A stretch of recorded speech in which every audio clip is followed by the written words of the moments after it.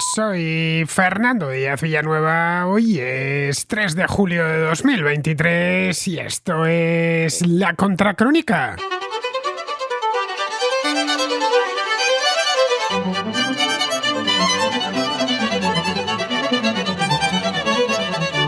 Francia atraviesa en estos momentos una gran crisis de orden público. Desde hace 5 días proliferan los disturbios por todo el país. Disturbios que han devenido muy violentos y que han puesto a Emmanuel Macron contra las cuerdas.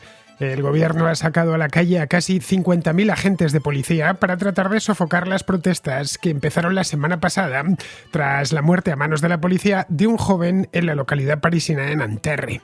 El joven se saltó un control policial y la policía disparó. Poco después se convocó una manifestación de repulsa y la indignación se apoderó de los barrios periféricos de la capital. A los 2 días, las calles de las principales ciudades francesas ardían como teas. Hasta la fecha se han efectuado más de 2.000 detenciones, hay unos 300 agentes de policía heridos, 3.000 vehículos incendiados y aproximadamente 1.000 edificios que han sufrido daños de distinta consideración. Junto a esto, se han registrado saqueos en todo tipo de establecimientos comerciales. En algunas ciudades se han decretado toques de queda y se ha interrumpido el transporte público, ya que los vándalos la han tomado también con los autobuses y los tranvías. A Macron este estallido de rabia le ha pillado bajo de forma. Hace solo 3 meses hubo de enfrentar una movilización masiva a causa de la reforma de las pensiones, que elevaba la edad de jubilación de los 62 a los 64 años. En aquel momento también hubo mucha violencia en la calle, pero no se llegó a los niveles que se están viendo ahora. El gobierno se encuentra emparedado entre un bloque de extrema izquierda y otro de derecha nacionalista. Los primeros aseguran que la causa de estos disturbios está en la pobreza, en la que viven los habitantes de los banlieues, barrios periféricos de las ciudades poblados básicamente por inmigrantes de bajos ingresos. No es casual que el líder de la coalición izquierdista, Francia Insumisa, el líder se llama Jean-Luc Mélenchon, tardase tanto en condenar la violencia callejera. No lo hizo de hecho hasta que la calle estaba ya totalmente fuera de control. Los segundos, liderados por Marine Le Pen, de la agrupación nacional, aseguran que el problema es la inmigración y la laxitud de las leyes. Por el momento, y a diferencia de lo que sucedió en 2005, cuando Jacques Chirac se encontró con un problema parecido a este en las banlieues, Macron no ha declarado el estado de emergencia. Ha tenido, eso sí, que suspender un viaje oficial a Alemania que tenía programado.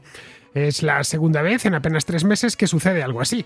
A finales de marzo, Carlos III de Inglaterra tuvo que cancelar su visita a Francia a causa de las manifestaciones contra la reforma de las pensiones.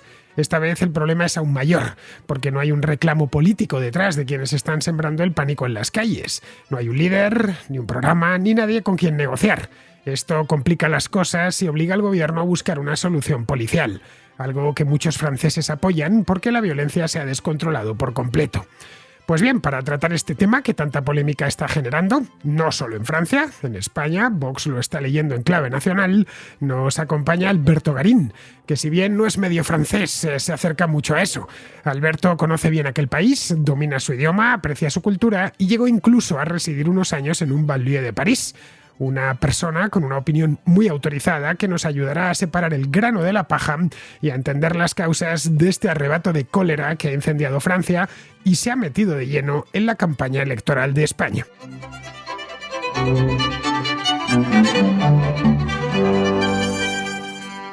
Como os decía hace un momento, tenemos al otro lado de la línea telefónica, bueno, no exactamente, porque lo estamos haciendo a través de Internet, que sepáis que Alberto por fin tiene una conexión de Internet digna de tal nombre. No sé si recordaréis aquellas contrahistorias en vivo que hicimos durante la pandemia, que el pobre se conectaba y se iba y volvía. Bueno, él no se iba a la conexión, pero ya le han puesto fibra ya en Vegas de Matute y vamos, está conectado como si estuviese haciéndolo en el mismo centro de Madrid. Así que nada, nos hemos conectado a través de Google Meet, que la calidad de sonido es algo mejor que la telefónica, y le tengo al otro lado. Alberto sabe mucho de este tema, sobre este tema en concreto, de las banlieues y de los problemas en Francia con la inmigración. Hemos hablado Alberto y yo un montón de veces. Alberto además es la voz de la experiencia en este caso, porque ha vivido en Francia y no contento con vivir en Francia, no ha vivido enfrente de la Torre Eiffel, como os podéis imaginar, aunque bueno, quizá, ahora no os sacará de dudas, pero sí me consta porque me lo contó en cierta ocasión, que vivió pues pues en un banlieue o junto a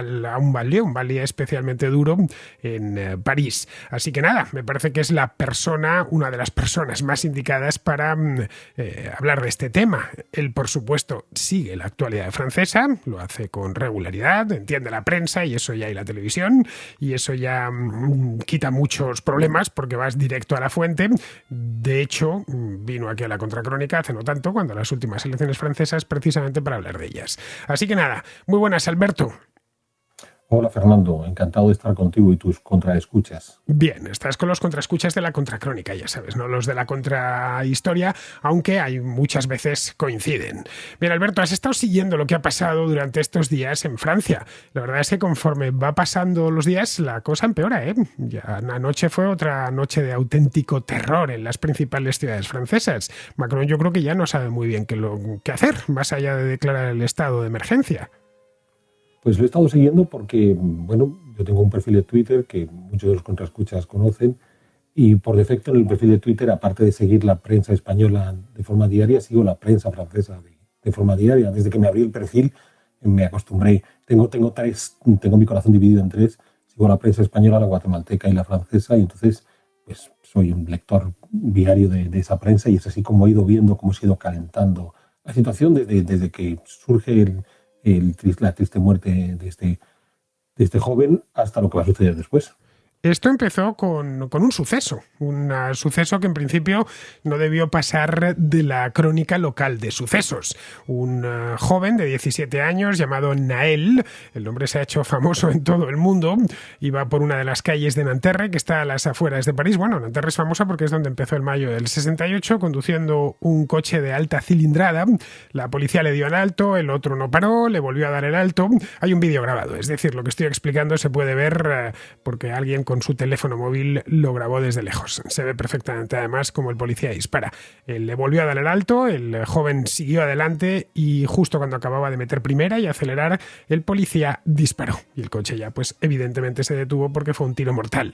Bien, esto dio lugar a una manifestación de protesta, comprensible obviamente, a esa misma tarde o al día siguiente, pero el asunto se descontroló rápidamente. En apenas 24 horas ya estábamos hablando de disturbios muy graves, primero en París y luego en toda Francia. Bueno, yo creo que, aunque todos hemos visto el vídeo que tú estás narrando ahora, sería importante hacer algunas precisiones sobre ese acontecimiento de partida y la muerte de Nael Merzouk. Ha habido todo tipo de información sobre si el joven en cuestión, qué grado de nivel de delincuencia había llegado a caer, si era de lo peor, si era alguien que ya había sido detenido en ocasiones previas por conducir, siendo de 17 años, en principio no tienes permiso para conducir, entonces era alguien que tenía el mal hábito de conducir sin tener el permiso y eso sabemos que es una infracción y una infracción que puede conllevar una multa notable.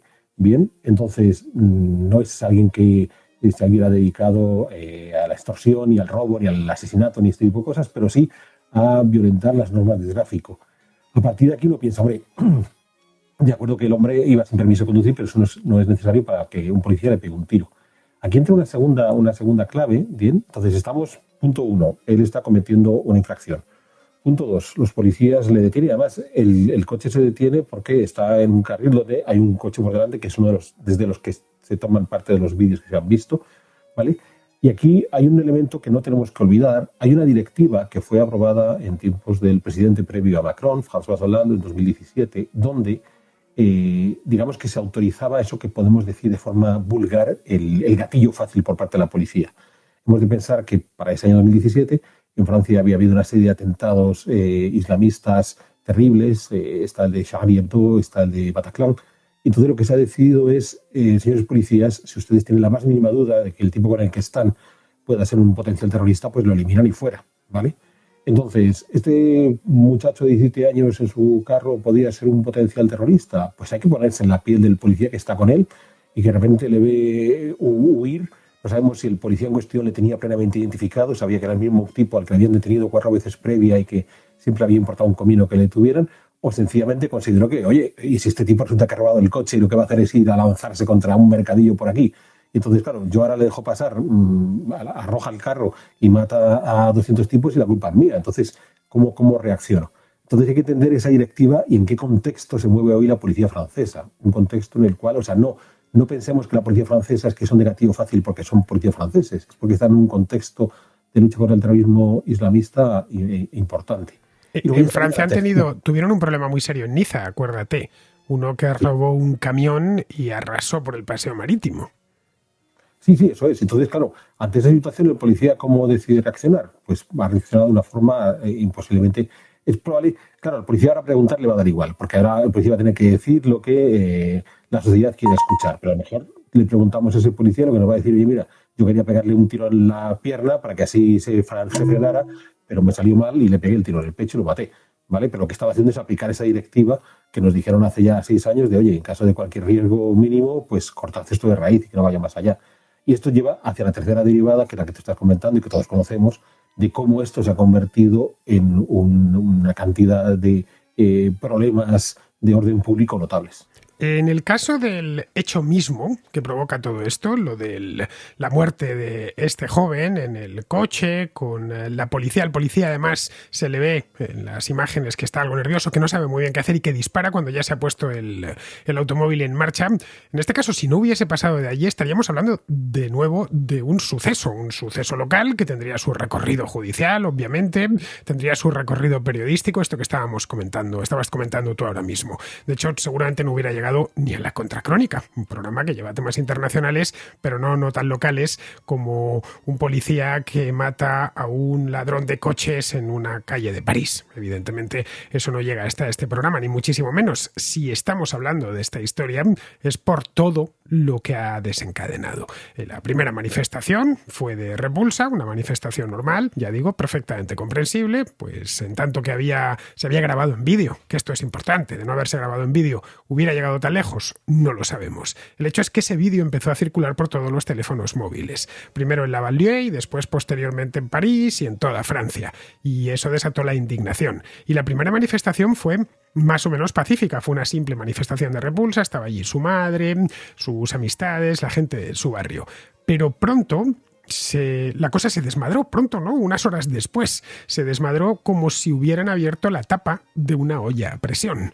Parecía que, porque empezaron además en los propios banlieues, no es que se fueran al centro de París o al centro de Lyon a quemar las calles, ¿no? La Torre Eiffel, o acuérdate aquella manifestación de los chalecos amarillos que terminaron haciendo grafitis en el mismo Arco del Triunfo. No, ha sido en la mayor parte de incidentes se están produciendo, y de incendios y de vehículos incendiados, asaltos a tiendas y a establecimientos comerciales, está siendo dentro de sus propios barrios, como si se hubiese apoderado una locura de toda esta gente que además, para más inri, son jovencísimos.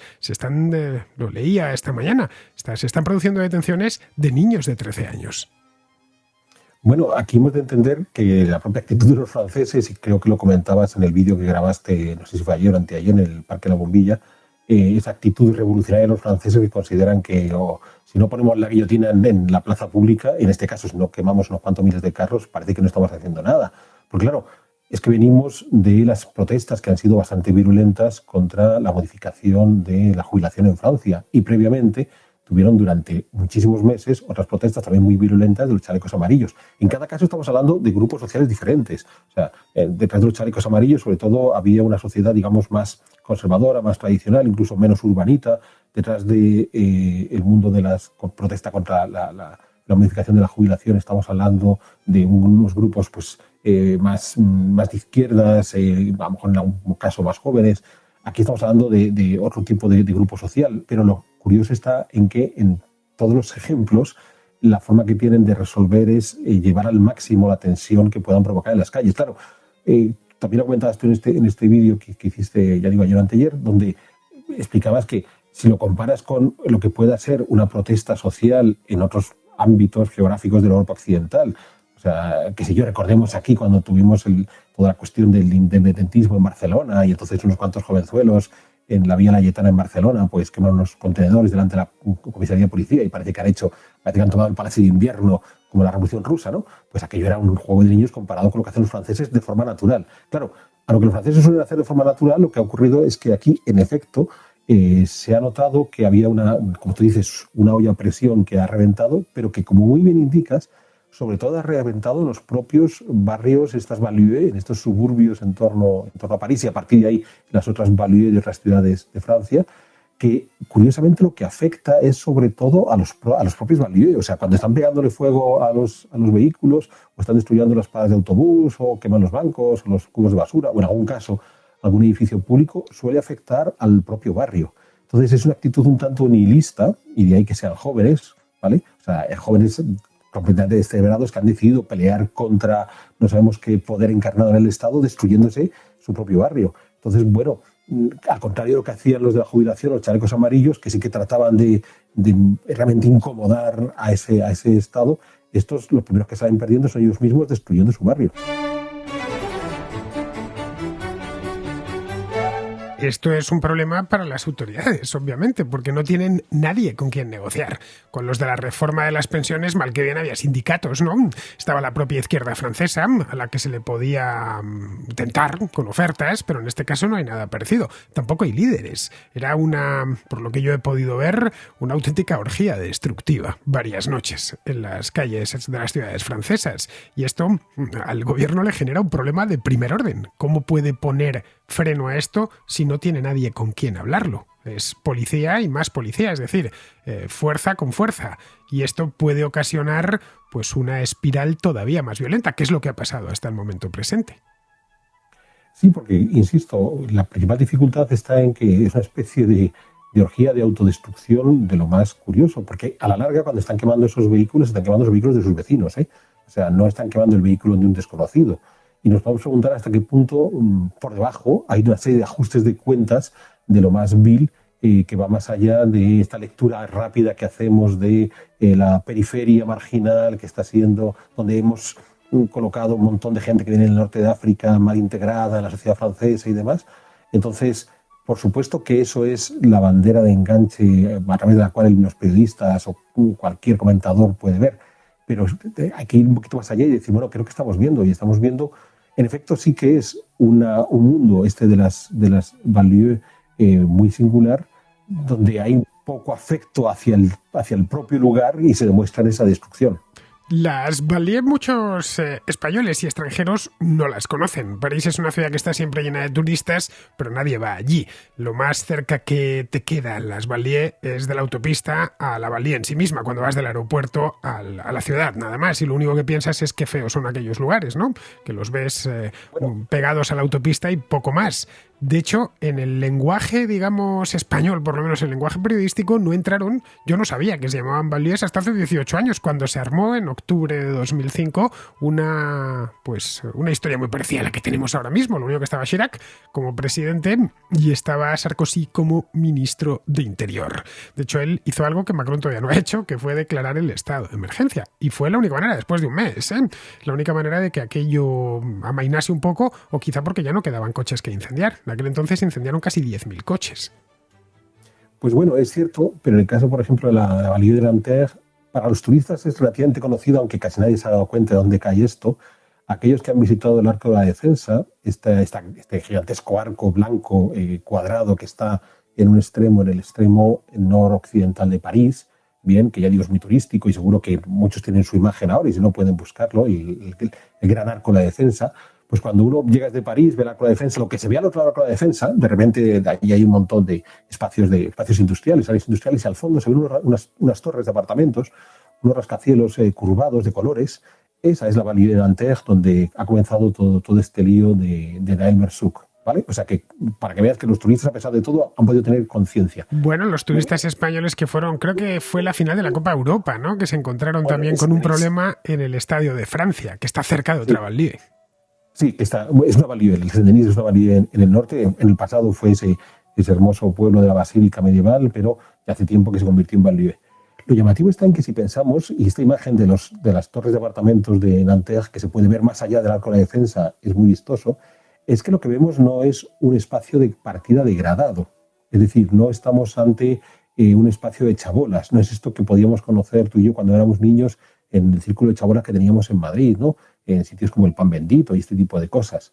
Entonces, esto que en algún momento tú lo has explicado o lo has comentado rápidamente en aquel vídeo que hiciste en el Parque La Bombilla, el problema que tenemos es que se van a crear una serie de barrios sociales donde se considera que hemos solucionado el problema de esta gente desarraigada, porque la mayor parte de ellos vienen de África, sobre todo de Norte de África, ofreciéndoles unos inmuebles de relativo confort. Y en realidad son unas colmenas infumables, donde ya se genera una serie de malos rollos dentro de estos torres de apartamentos notables. Entonces, yo la de Nanterre la conozco de lejos, la que sí conocí porque la tenía que cruzar cada día durante muchísimos meses, es la de Rosny-sous-Bois.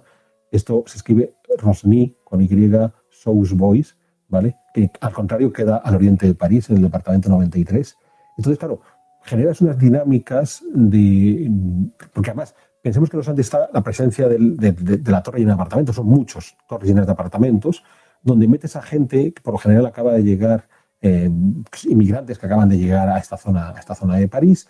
Entonces no hay realmente relaciones entre ellos, vienen con sus diferencias culturales, y entonces esto va a generar una serie de malos rollos dentro de la propia banlieue, que puede explicar por qué cuando estos tipos deciden hacer la revolución consiste en destruir su propio barrio. Entonces, aquí un elemento muy importante, porque se ha repetido varias veces durante estos 2-3 días, el hecho de que estamos hablando, no, es que estas gentes son incapaces de integrarse porque no estamos hablando de la primera generación de los inmigrantes, estamos hablando de segunda, tercera, cuarta. No es verdad, no es verdad, ¿vale? Por supuesto que habrá un contraescucha que podrá poner ejemplos de un muchacho de cuarta generación que sigue viviendo en este tipo de banlieue. ¿Por qué? Porque el que vino era su abuelo y su abuelo muy joven tuvo un hijo, un nieto y un bisnieto, y ya están las 4 generaciones.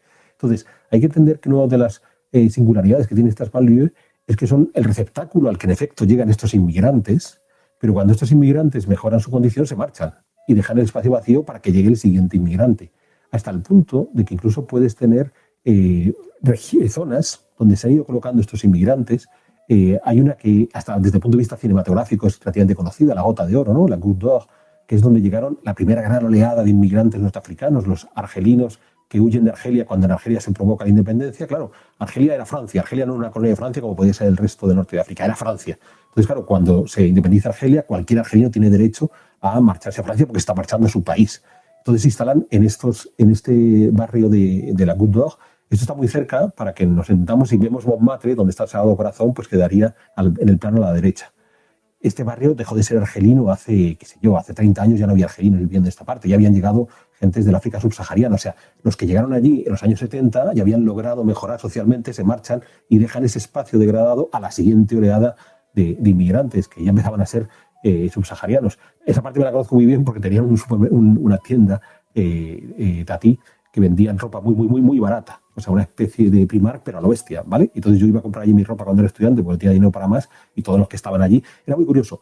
Los vendedores ya eran argelinos que habían conseguido la posición de yo soy vendedor en un comercio, ya tengo un puesto de trabajo con un salario regular, pero los compradores seguían siendo subsaharianos o yo que no tenía donde caerme muerto. Bien, claro, esto ya se ha ido desplazando y esta zona, en cierta medida, se ha ido recuperando, reintegrando, a pesar de todo, por supuesto, sacando a las nuevas oleadas, porque claro, a la oleada de la independencia de Argelia tienes la oleada de la propia guerra civil de Argelia en los años 80-90, vas a tener la oleada de las primaveras árabes. Entonces tú vas viendo, y luego tienes todos los conflictos en África, o sea, cuando estalla el conflicto en Costa de Marfil tienes una oleada de costamarfileños, cuando estallan todos los problemas en la República Centroafricana te viene una nueva oleada, y estas sucesivas oleadas se van instalando en estas banlieues, ¿de acuerdo? Y lo que va a ocurrir es que tú no tienes estas banlieues integradas, no porque el tipo que está allí lleva 60, 70 años viviendo en la banlieue y ni siquiera su nieto es capaz de integrarse, sino porque el que llegó hace 70 años se ha mejorado su condición social, ya se ha ido de allí, y si no, pues a lo mejor pues murió de una sobredosis,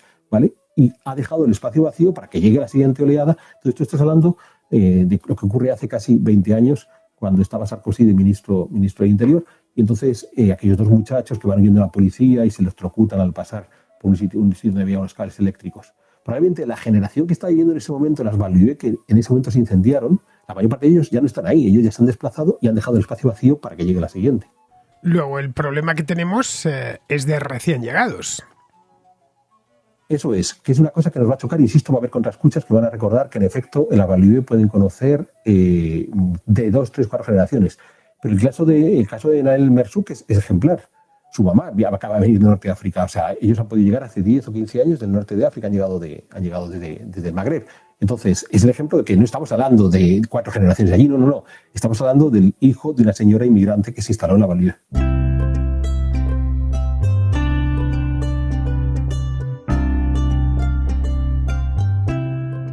Si tu empresa está inmersa en un proyecto de transformación digital, esto que te voy a contar seguro que te interesa.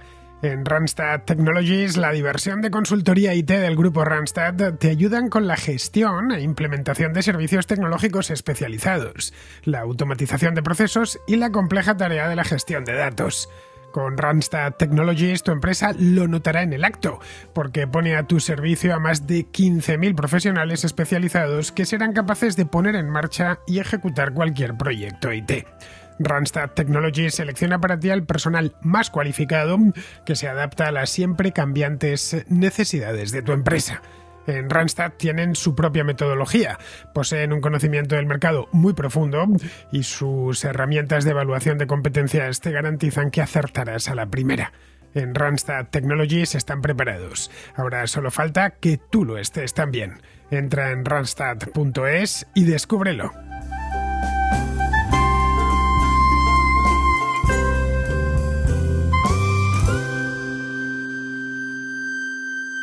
El caso de Nael, de este jovencito, evidentemente, pues tenía solo 17 años y tampoco podemos decir que podía tener trabajo o integrarse en la sociedad francesa, porque no ha tenido ocasión, no va a tener ocasión de hacerlo. Pero este chico sí había nacido en Francia, sí se había criado en Francia, y tampoco se puede hablar de que fuese un islamista. Él era simplemente un joven conflictivo de un barrio conflictivo. Vamos, que es intrascendente que fuese de origen argelino, fuese de origen albanés o fuese de origen francés. Eso es, pero además, sí que como ahora no sabemos la vida entera del fallecido Nael, sabemos que estaba trabajando un poquito repartiendo pizzas y demás. Sin duda es un tipo al que el respeto a la ley lo llevaba un poco al límite, ¿no? Como te he comentado antes, su historial delincuencial era que por 5 veces le habían parado por desobediencia a la autoridad, sobre todo porque iba conduciendo un vehículo sin tener permiso para ello. O sea, digamos que es alguien que le gusta esa idea de yo estoy al margen de la ley y me lo puedo permitir y esto es un barrio donde la policía no entra, entonces yo puedo hacer este tipo de juegos. Digamos que es algo que tú y yo de adolescentes pues no hacíamos. A lo mejor tú y yo de adolescentes lo más que nos podíamos atrever, y no sé si lo habrás hecho, es colarte en el metro una vez, ¿vale? Esto ya de estar conduciendo un vehículo sin tener permiso de conducir, con lo que eso puede suponer, pues no estamos para ello, ¿vale? Entonces, ese es el tipo de ruptura con la ley. O sea, no tenemos que imaginar que esto es una especie de lugar prohibido donde hay una mafia absoluta que controla las entradas y salidas de los barrios y están todo el día matándose entre ellos. Precisamente porque no están todo el día matando entre ellos, cuando tienen ocasión de montar estas trifulcas, lo hacen a lo bestia, porque es cuando van a hacer unos ajustes de cuentas notabilísimos. El hecho de si era musulmán o no era musulmán, si era musulmán practicante o no era musulmán practicante. Bueno, aquí tenemos varios problemas. Uno, la creencia de que cualquier magrebí, por defecto, va a ser un musulmán practicante, que sería como si dijéramos que cualquier español que viaja por el mundo es un católico practicante porque España es católica. Entonces eso es simplificar, brochazo gordo, sin ningún sentido. Dos, el hecho de pensar que el hecho de que sea musulmán implica que sea el mismo musulmán que el musulmán de la par, que no tiene nada que ver, porque puede ser un chií y un suní, y esos precisamente no se llevan nada bien, ¿vale? O, por ejemplo, la teoría del gran reemplazo, ¿no? Es que todos estos musulmanes vienen a acabar con los blanquitos europeos. Hombre, pues como la mayor parte son argelinos y una parte importante son marroquíes, son dos países que no están en guerra, pero tienen unas relaciones diplomáticas muy tensas, que en cualquier momento se abofetean entre ellos, y te puedo asegurar que si mañana el rey de Marruecos decide atacar a Argelia o el presidente de Argelia atacar a Marruecos, el primer lugar donde se van a dar bofetadas va a ser precisamente estos barrios en París, donde se van a dar bofetadas entre ellos, porque, insisto, en una visión simplificadora, un tanto disparatada, pensamos que son todo lo mismo, ¿vale? Y no funciona de esa manera. O sea, cada uno viene con sus circunstancias de sus países, con sus patriotismos, con sus creencias o no creencias por el Islam, con sus corrientes del Islam. Entonces, claro, simplificarla, no, es que son todos musulmanes, musulmanes africanos, y por tanto, ya está. Es un grupo homogéneo, no tiene ningún sentido. Bien, esto como bien sabemos, y una vez hecho el análisis del Ballier, importante, ya habéis escuchado, Alberto, qué es un Ballier y cómo funciona y cuáles son las dinámicas que imperan dentro de él. Más o menos el tiempo que tenemos es el tiempo que tenemos. El asunto, eso sí, daría para hablar mucho más tiempo y para que Alberto se despachase a gusto durante tranquilamente 1 o 2 horas. En fin, ya veremos si tenemos oportunidad algún día de que Alberto os cuente más de sus historias parisinas, que son muchísimas. Esto por de pronto lo que tenemos ahora mismo es una crisis política de primer nivel en Francia. ¿Por qué? Porque el asunto ha dado pie y ha dado gasolina a ambos extremos del espectro político. Si recordamos las últimas elecciones francesas, tenemos a Macron, que las ganó, tanto las presidenciales como las legislativas, pero no consiguió mayoría absoluta, cosa que sí había conseguido en 2017. Eso significa que todo tiene que buscar y necesita buscar socios en la Asamblea Nacional, cosa que hasta el año pasado no le hacía falta. Aquí tenemos dos grandes bloques. De estos bloques nos hablaba Alberto en aquel programa electoral que hicimos el año pasado. Por un lado, un bloque de extrema izquierda, que es el de Jean-Luc Mélenchon, el de la Francia insumisa, y por otro lado, un bloque de derecha identitaria, de derecha nacionalista, que es el antiguo Frente Nacional, la actual Agrupación Nacional de Marine Le Pen. Cada uno de ellos ha interpretado lo que está sucediendo de manera distinta.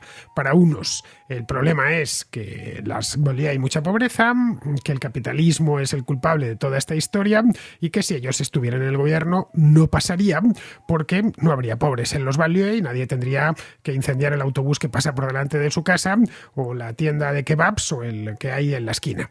Y los del otro lado, que el problema está en que ha entrado demasiada gente y de manera descontrolada y que además son musulmanes. Ambos mantras son los que han entrado en conflicto. Ojo, no solo en Francia, que por supuesto, no hay más que echar un vistazo a la prensa francesa, sino también en países como el nuestro, donde se ha convertido en un asunto que se ha metido de lleno en la campaña electoral. No hay más que mirar los periódicos, los editoriales y no digamos ya las redes sociales.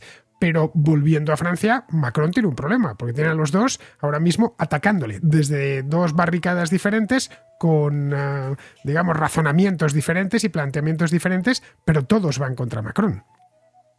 Bueno, el todos van contra Macron ya venía de fábrica, entonces lo único que ocurre es que le han dado combustible a los opositores de Macron.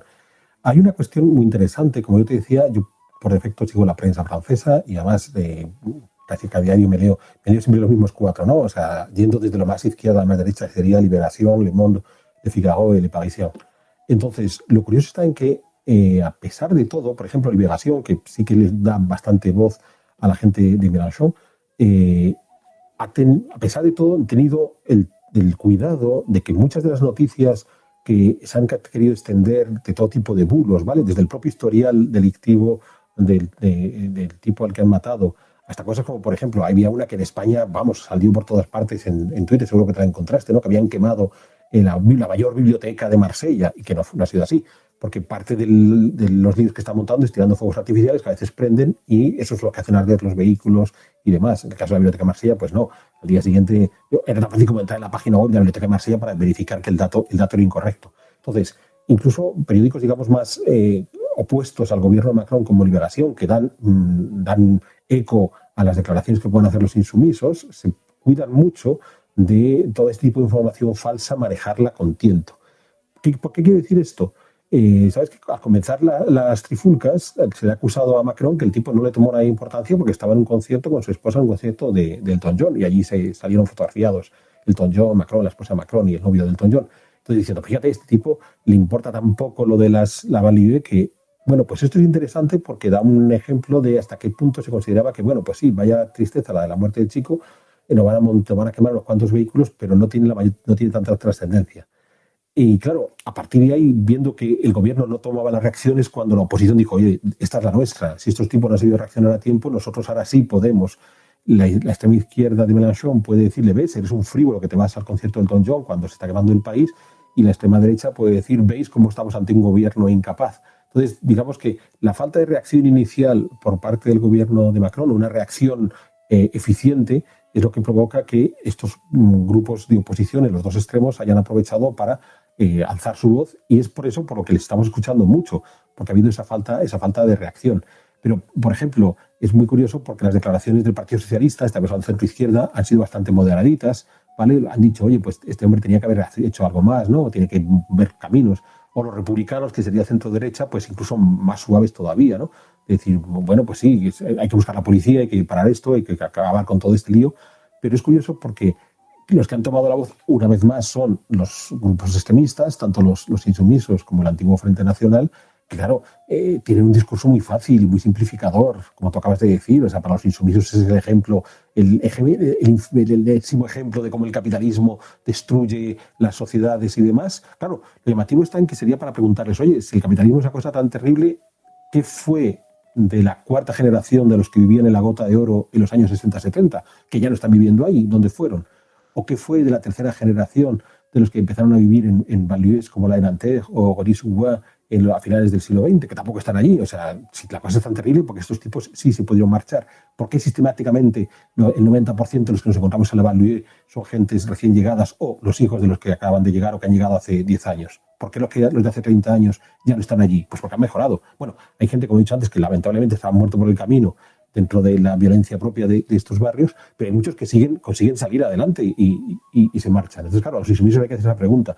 Y a la gente del Frente Nacional es muy llamativo porque en el caso del Frente Nacional, buena parte de los votantes del Frente Nacional son emigrantes o hijos o nietos de emigrantes. O sea, son tipos que en realidad lo que vienen a decir es, oye, afortunadamente mi padre fue pilas, fue capaz de instalarse, de colocarse, de tener buen trabajo. Oye, vamos a echar cierre, no vaya a ser que lo que venga detrás me quite el puesto de trabajo que mi padre se construyó hace 30 o 40 años.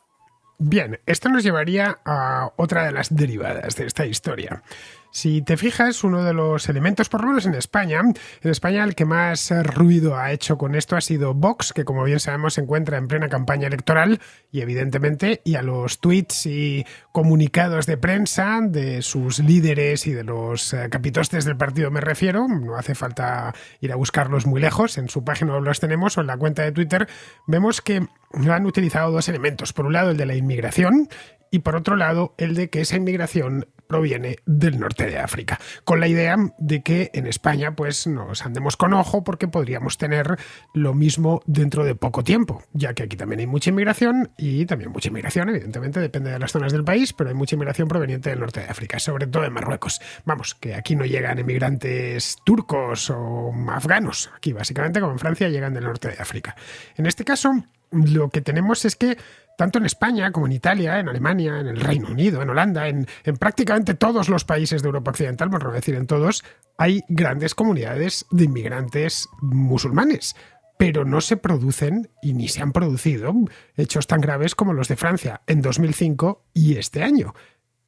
Tiene que haber algo en aquel país que hace que de vez en cuando se produzcan estos arrebatos de cólera masiva que terminen con miles de coches ardiendo, comercios, etcétera. Porque el país vecino, que es Alemania, es un país de inmigrantes y lo es desde después de la guerra, desde los años 50-60. Lo mismo se puede decir de Italia, no digamos el Reino Unido. La propia España, desde los años 90, tiene una de las comunidades de inmigrantes más grandes de Europa. Desde el punto de vista relativo, la España tiene porcentualmente, vamos, en España hay más inmigrantes que en otros países de Europa. Y en cambio no se produce esto, ni entre las comunidades marroquíes, ni en las de otros países. Entonces, esto yo no sé tú cómo lo ves, pero ya que conoces bien Francia, pero ¿por qué allí deriva en esto? ¿Por qué los recién llegados en otros países no arman estas? Porque están llegando oleadas continuamente a distintas partes de Europa. Y en cambio en Francia sí sucede. ¿Qué tienen estos banlieues de particular que no tienen los barrios en España donde se suele concentrar la población inmigrante? Bueno, hay un elemento, y a lo mejor lo que voy a decir ahora no es en absoluto acertado, pero que creo que puede ser fundamental.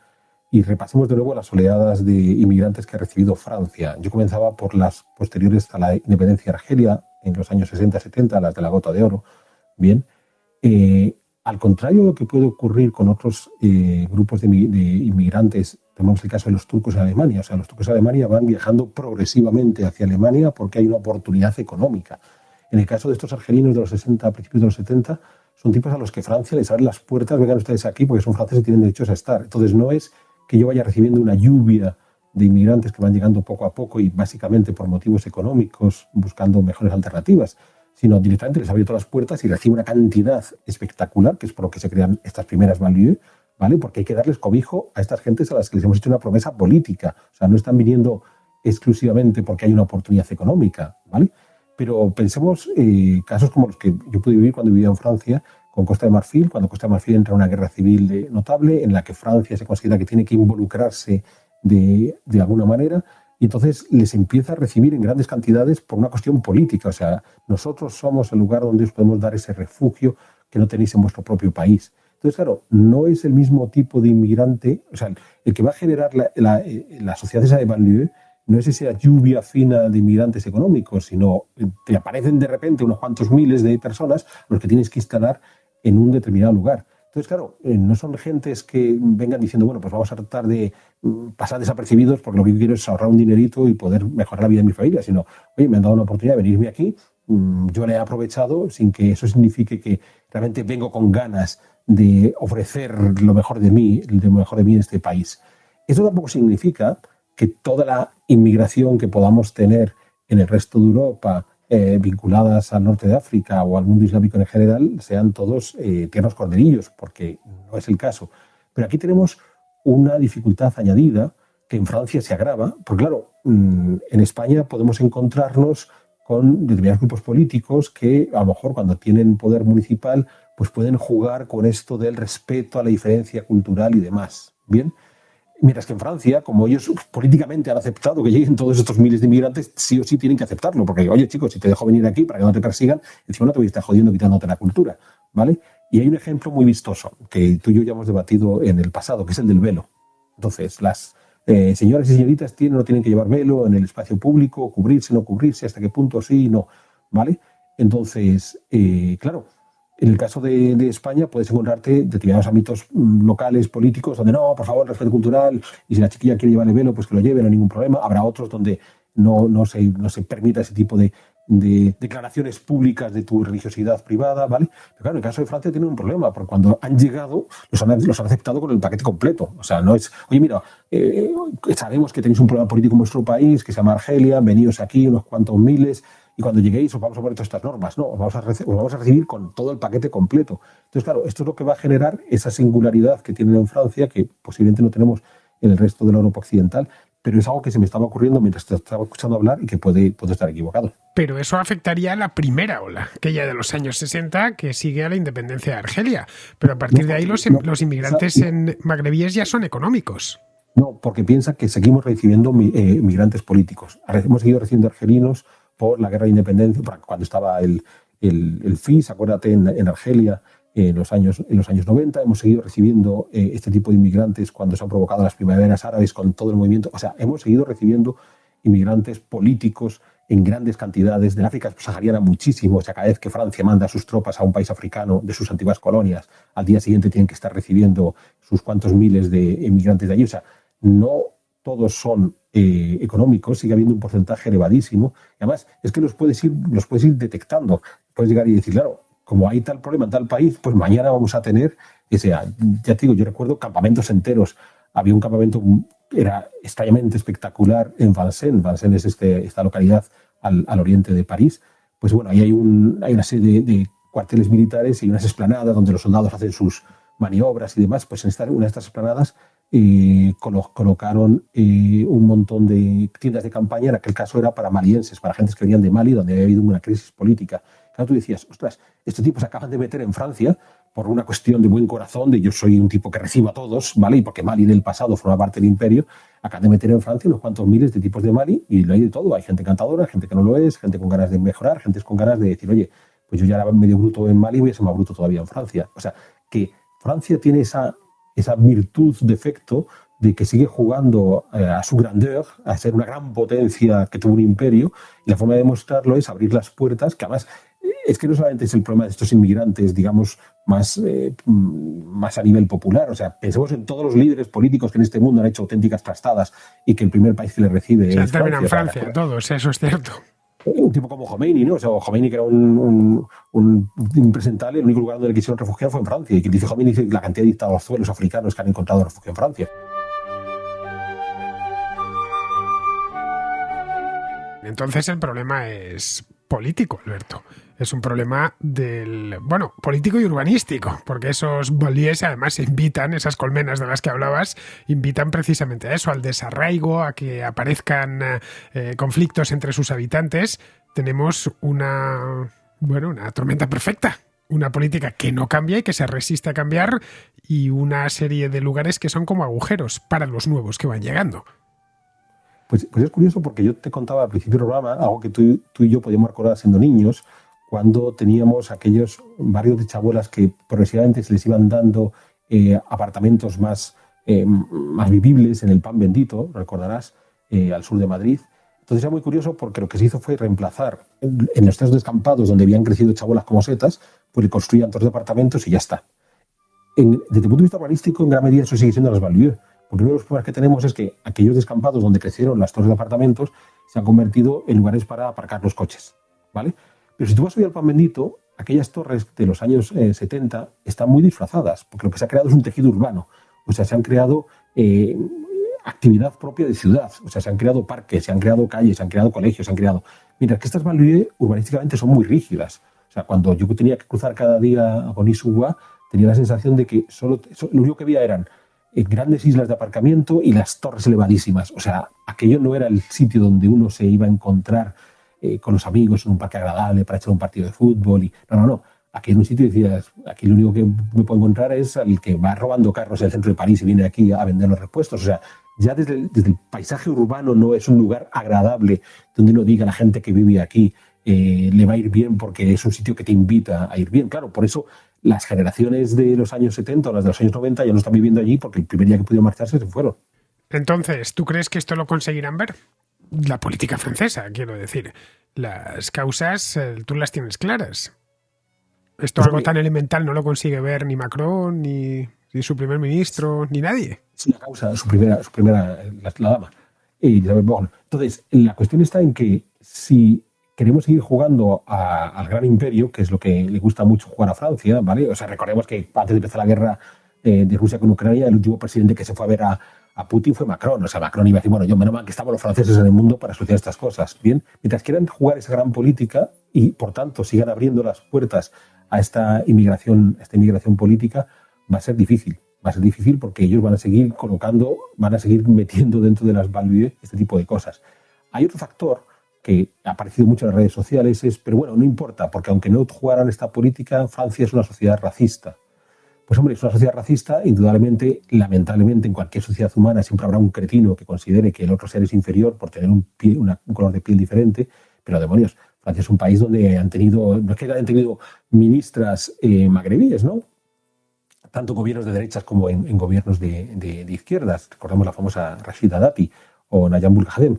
Es que Sarkozy era de origen húngaro. O saber cuántos países del mundo ponen como presidente del país a un tipo cuyo origen es otro país. Cuando la mayor parte de las constituciones de muchos países de este mundo, una de las cosas que te prohíben taxativamente es que alguien que venga de fuera pueda ser presidente. O sea, Francia es un país que se ha caracterizado por poder abrir las puertas a la gente que se lo monta bien y que sabe progresar, y por eso puede haber jovencitas que estudiando y progresando, aunque vengan de Marruecos o de Argelia, terminen por ser ministras del gobierno republicano. Entonces, el factor racismo influye aquí. Racismo hay, es que negar el racismo sería absurdo, porque ya digo, siempre habrá un cretino que considere que el otro que tiene la par por ser más morenito o por ser más claro, que eso puede ocurrirte en Sudáfrica, tengas derecho a patearle. Pero que eso sea una cuestión política, como por ejemplo los insumisos quieren hacernos ver, no funciona de esa manera. Es más duro para mí, creo, esa visión de la grandeza francesa de, bueno, yo puedo abrir las puertas al mundo entero porque los puedo recibir y en realidad no tengo capacidad para recibirlos, no he sabido resolverlo. O sea, llevo con este lío, he montado este lío hace, ¿cuánto? 70 años, o 60 años, sí, 60 años, y en estos 60 años nunca he sido capaz de dar una solución porque no hago más que replicar una y otra vez el mismo modelo. Bien, y ya para terminar, que nos hemos puesto a hablar aquí, nos hemos quedado solos, Alberto, ¿crees que al final tendrá que Macron que decretar el estado de emergencia? Ojo, a Sarkozy, que era ministro de Interior de Chirac, no le quedó más remedio, y fue aquello lo que consiguió poner fin a las protestas de 2005. Tuvo que poco menos que militarizar las principales ciudades, toques de queda masivos, etcétera, para que esto se detuviese. ¿Crees que al final no le va a quedar más remedio? Ayuda no le están dando demasiada en la Asamblea Nacional, todo lo contrario. Y luego parece ser que la cosa está, pues está muy mal en la calle. Tiene las manifestaciones, ayer se pensó que iba a ir a menos, pero no, está de hecho yendo a más. Pues bueno, a Sarkozy aquella jugada le vino bien, en el largo plazo le vino bien, porque una de las razones por las que Sarkozy fue elegido presidente fue por esa mano dura que demostró en ese momento. Macron no quiere vender esa imagen de sí mismo. Entonces, claro, si tiene que ir hasta ese punto va a ser complicado porque él ha ido por el mundo mostrándose como un hombre conciliador, alguien de consenso, capaz de entender por qué tenemos que sacrificarnos para que el planeta no se extinga por el cambio climático y este tipo de cosas. Entonces, llegar hasta ese punto, por eso tú lo comentabas de la cantidad de policías que ha puesto en servicio, ¿no? Esos 45.000 oficiales que ha sacado por todos lados. Claro, es muy curioso porque había quien decía, no ha sacado el ejército. Pues bueno, el ejército francés suele salir con bastante regularidad. Durante las oleadas de atentados terroristas era muy fácil ver al ejército patrullar por las calles. Entonces, todavía le quedan recursos antes de llegar a declarar ese estado de alerta. Porque a él, personalmente, con la imagen que quiere vender de sí mismo, no le interesa. De modo que supongo que hasta que no haya agotado el último recurso policial no lo hará. En fin, vamos a ir terminando ya. Ahora sí, ya terminamos, que llevamos 3/4 de hora. Alberto, muchísimas gracias por habernos acompañado hoy. Como veis, este Garín cuando se pone, se pone. Es un pozo de sabiduría, un pozo insondable de sabiduría, porque con lo que le preguntemos lo vas a ver. Y como os dije al principio, conoce muy bien Francia y toda la actualidad francesa y todo lo que tiene que ver con ese país. Espero que hemos tenido tiempo, eso sí, de introducir infinidad de matices, que de otra manera, especialmente en las redes sociales, es imposible. Y aquí creo que el matiz importa mucho. Pues en cualquier caso, muchas gracias por permitirme compartir mis opiniones, que ya digo, seguro que habrá muchos contraescuchas que podrán, tú dices el matiz es importante, podrán matizarlas ampliamente. Muy bien, pues con esto, queridos, no nos vamos todavía porque tenemos a nuestro querido Pizarro que nos va a hablar de Vladimir Putin. Vladimiro, el oso ruso o tigre siberiano, si se prefiere, entró despreocupado a tomar Ucrania. Y el valor ucraniano, el dinero de diplomacia occidentales y las armas de la OTAN lo sentaron humillantemente. No levanta el trasero de Ucrania y cuando tras la esperpéntica asonada wagneriana se pasó lista de apoyos, Vladimiro recabó los suficientes. Ha demostrado carecer de la fiereza necesaria para triunfar y también ha demostrado una tenacidad para no rendirse pese a los continuos reveses preocupante. Un cordial saludo de Pizarro. Y hasta aquí llega esta primera contracrónica de la semana. Estamos a día 3 de julio, lunes, pleno verano, al menos pleno verano boreal, y como tal, yo estoy encantado. Así que nada, os emplazo a que regreséis por aquí mañana.